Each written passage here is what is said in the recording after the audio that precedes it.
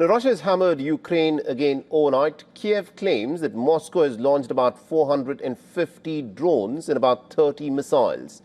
The cities of Odesa and Mykolaiv went through some pretty intense bombardment, and parts of the towns lost power, leaving thousands there without electricity, and 3 Turkish ships became collateral damage.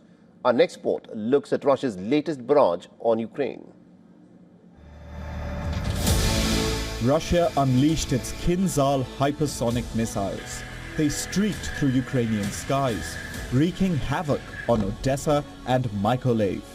The Kinzhals were accompanied by more conventional missiles and, of course, Geran-2 drones. The Russian version of the infamous Iranian Shahed 136. The drones exploded at the port of Kornomorsk, engulfing 3 container ships in flames. They were Turkish ships, reportedly carrying food supplies. Turkey's President Recep Tayyip Erdogan issued a warning after the strikes. He said that the Black Sea should not turn into a battlefield. He said that it wouldn't benefit either Russia or Ukraine if that happened. Erdogan's comments came just hours after he met Russian President Vladimir Putin. Erdogan's office said that he had called for a limited ceasefire around ports and energy infrastructure. And the Turkish president insisted that peace is not far away. But even as he said that, Ukrainian President Volodymyr Zelensky was at the front lines. He was handing out awards to his soldiers near Kupiansk. This was to celebrate Ukraine's Ground Forces Day. Russia said that it seized Kupiansk late last month, but Zelensky now says that the city is completely surrounded and that Russian supply lines have been cut off. Ukraine released body cam footage showing its soldiers fighting to take the city back. Meanwhile, Russia's defense ministry released its own footage, purportedly showing Russian troops capture 8 Ukrainian cities over the past week. This reportedly includes the city of Siversk in the Donetsk region. And of course, Moscow also responded by launching the barrage later that night. Besides the Turkish ships at the Kornomorsk port, the Russian attack also took out a large chunk of Ukraine's energy infrastructure. Power supplies were cut to thousands of people in the cities of Odesa and Mykolaiv. Firefighters in Mykolaiv were still trying to douse the flames this morning.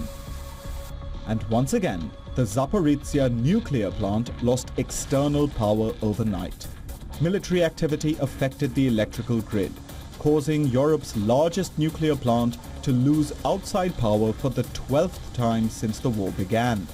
The plant is not operational, but it needs external power to keep its nuclear reactors cool. Turkey says that peace between Russia and Ukraine isn't far away. The US has been working around the clock to get a deal done. But will the participants be willing to make compromises and bring this disastrous war to a close? All right, now to put it in perspective, we are joined on this broadcast by Mr. Omer Oskizilchik, who's a non-residential fellow at the Atlantic Council. Mr. Oskizilchik, thank you very much indeed for joining us here on this broadcast. Now, Russia tried to target 2 of the Ukrainian ports, but in turn ended up damaging about 3 Turkish-owned ships of a company called Cenk Shipping. Now, many say that this is Turkey's ships ending up as some kind of a collateral in this Russian attack on Ukraine. How does Turkey view this development? Yeah, from the Turkish perspective, this is definitely troubling news. I mean, this represents a new escalation in the Ukrainian-Russian war, because we know that many nations were afraid of doing commercial activities with Ukraine and with Russia over the Black Sea. But some nations, as well as Turkey, were still, and most of Turkey were still engaged in commercial activities.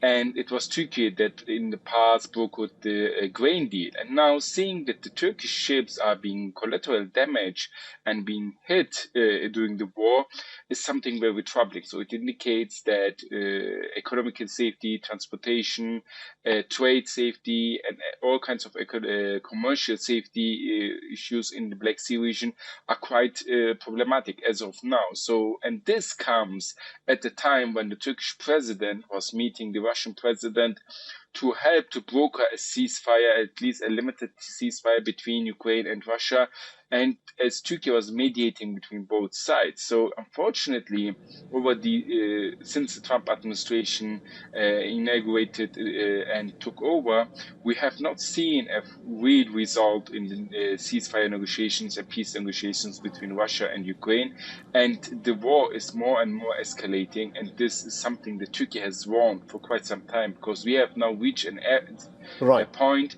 where Ukraine and Russia are not winning the war, but just harming each other. Right. Now, it is being reported that these Turkish-owned ships by this company, Cenk Shipping, were reportedly transporting food.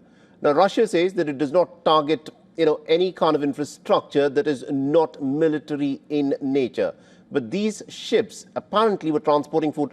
With that being the case, if a ceasefire is not reached, do you think the waters of the Black Sea could become pretty challenging to navigate in the near future, considering that both Russia and Ukraine have been trading attacks on each other's infrastructure facilities?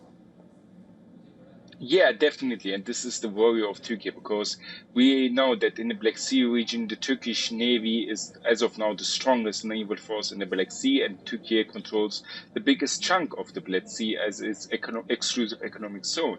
But we have seen in recent time that not only Turkish ships at the ports, but also some Turkish ships who were within the Turkish exclusive economic zone or just at the borders were hit by unknown sources. So the Black Sea region, the security there is degrading massively, and this is of great concern for Turkey and as well as other nations who have land across the Black Sea coast, so including Bulgaria, Romania, Georgia. And this is unfortunately more and more with time that we see that the spiral of violence is escalating, and it's not going into a positive direction but into a negative direction. And this is the reason why Turkey tries to intervene and tries to broker at least a limited ceasefire.